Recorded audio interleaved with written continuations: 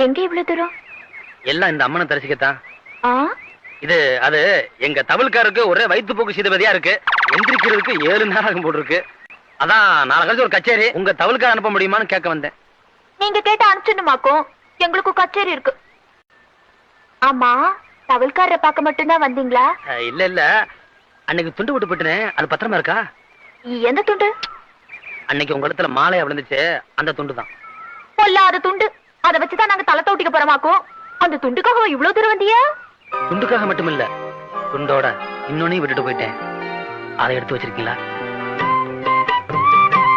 என் மனசத்தான் உங்கள்கிட்ட விட்டுட்டு போயிட்டேன். ஒரு மனசை கண்டுபிடிக்கணும்னா அது இன்னொரு மனசால தான் முடியும். அப்படி கண்டுபிடிக்கிறதுக்கு என் மனசு என்கிட்ட இல்ல, அது உங்ககிட்ட தான் இருக்கு.